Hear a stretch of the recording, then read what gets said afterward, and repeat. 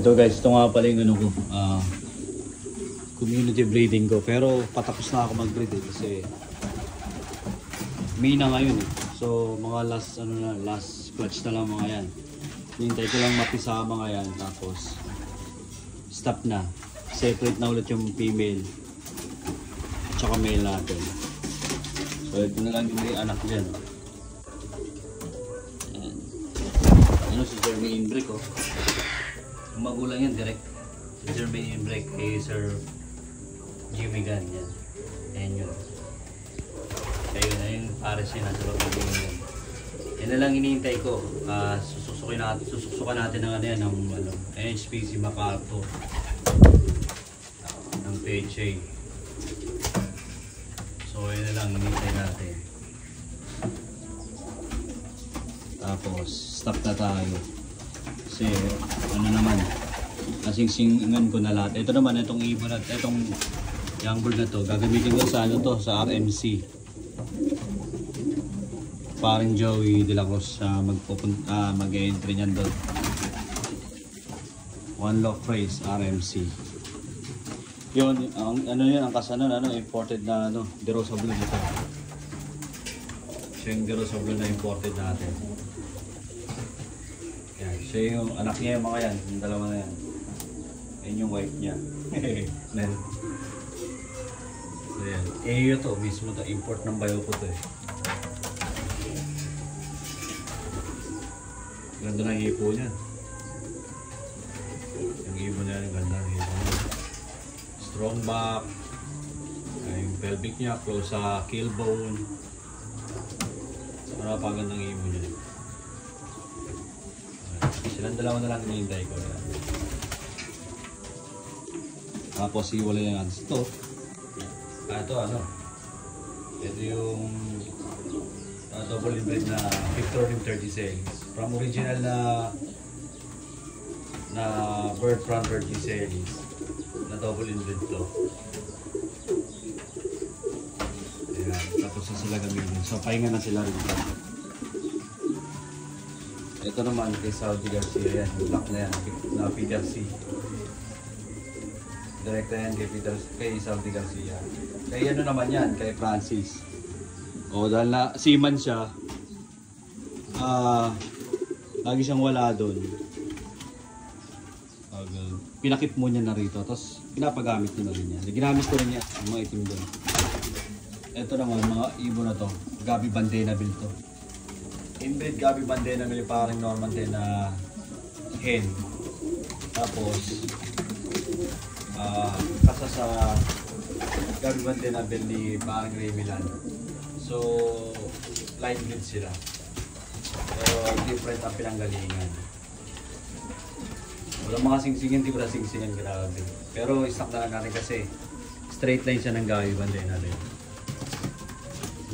Ito naman, si Leia, anak ni Leia to ni Warden Egayap na inakuha ni Parang Normante.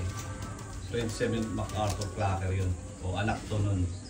Tapos kasasabi Victor Lim ko na 30 series. So napaka-pogi niya. Lamang sa stitch yan, stitch albaw.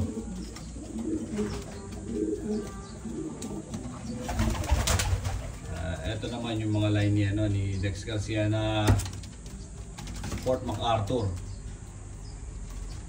Ayan. Same inbred Jalema, tapos anak ni Kirat. So ayun ang nilabas. Keep natin yan dito para meron tayong mga pang infusion.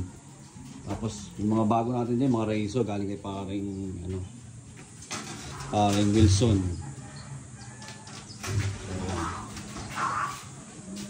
Yung dati kong lock parang nakalagay na lang.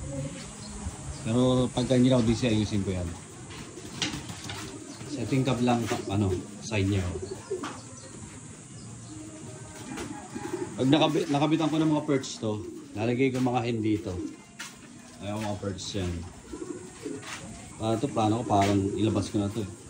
Pero kasi sisikip sa labas. Okay na siguro to dito. Ito, Direct Jude C. Banden. Direct Dudes ito. Banded rook to. Yung sa pedigree niya, ano, nakalagay banded rook, banded rook. So mataas yung banded rook niya. I don't say na puro, pero nakalagay sa pedigree, banded rook, banded rook. So yan guys. Yan yung ni Dudes, direct Dudes yan. Galing niya kay paring Wilson. Kasi busy sa manok yun. Tayo mo nang inayang mga laga rito. Possible na may halong white banded rook yan kasi nagpuputi yan eh. Ito naman yung direct race, so bibigilay.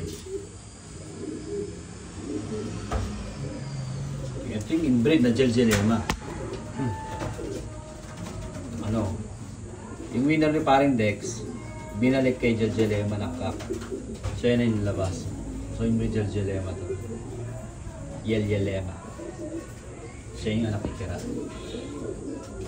So binit ko sila. Ayun yung lumabas yun na doon na stock na hinapin. So yan.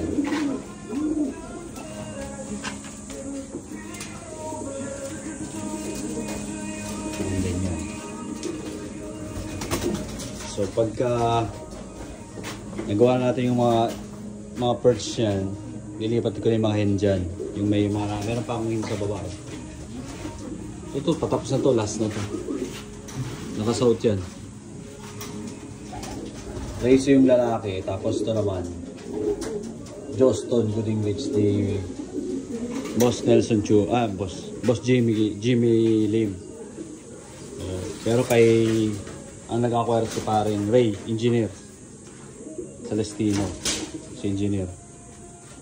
Ayan, kumpare natin yan, kaya yung mga iba niya kuha tayo dyan, mga direkta nila. Mga direktang anak lang nakukuha na. Siyempre mga original sa kanila yun. Yes. Sunod dyan, tanggalin ko ng mga babae dyan. 2 babae na lang dyan. Tapos pag breeding season, community tayo. So hayaan lang natin na nakakalipad. Mas maganda yung ganun. Kesa sa yung naka-cage lang na ganyan. Hindi pa masyadong maayos itong ayusin pa to para mas maganda. Nag-base na kasi ko eh. Ayan, ayusin din natin yan. Soon. Pansamantagan. Yeah. So ito yung dati kong loft. Ito na yung bago kong loft. Sa taas. Ayan, pasok doon. Yeah.